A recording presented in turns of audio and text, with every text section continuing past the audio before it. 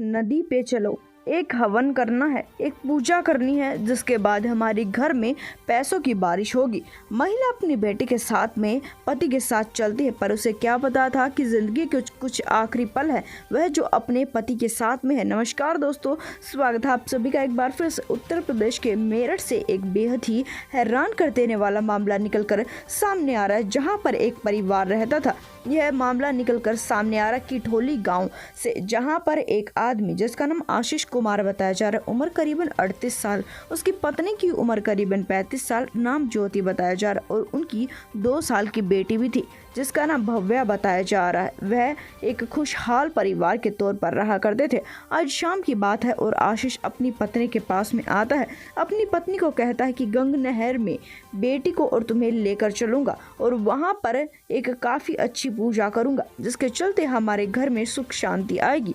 दरअसल बता दें कि पति और पत्नी के बीच में आए दिन किसी न किसी बात को लेकर लड़ाई झगड़े बहस तो हुआ करती थी। इस बात के चलते, इस माहौल के चलते पत्नी भी काफी परेशान रहा करती थी और पति भी काफी परेशान रहा करता था, जिसके पश्चात में अपनी पत्नी को वह वहां पर लेकर जाता है।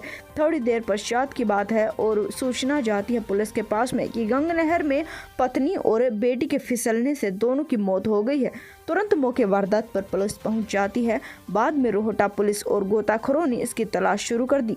मासूम भव्या का शव भोला झाल पर मिला, जबकि ज्योति का शव 20 किलोमीटर दूर बागपत स्थित हिडन नदी में मिला। शुरुआत में आशीष ने बताया था कि किसी वह पंडित के कहने पर पूजा करने के लिए गंग नहर आए थे। पुलिस अधीक्षक लगातार उससे पूछताछ कर रहे थे। वह कभी कुछ तो कभी कुछ बातें बता रहा था। महिला का पोस्टमार्टम कराया जाता है, बच्ची का शव दफना दिया जाता है। अभी उसे जमीन में दफनाया ही था कि पुलिस को पति पर शक हो चुका था। जमीन से लाश को दोबारा बाहर निकाल लिया जाता है।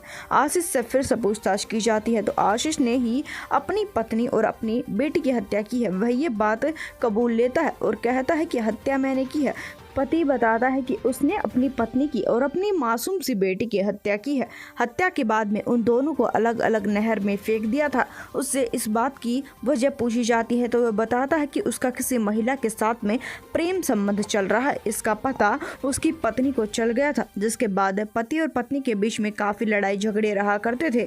अब कुछ दिन पहले भी पत्नी के बीच में और पति के बीच में भयंकर लड़ाई झगड़े हुए थे। इतने ज़्यादा लड़ाई झगड़े हुए थे कि डंडों से एक दूसरे को मार रहे थे। पति ने फैसला कर लिया था कि वह अपनी पत्नी की हत्या करके रहेगा।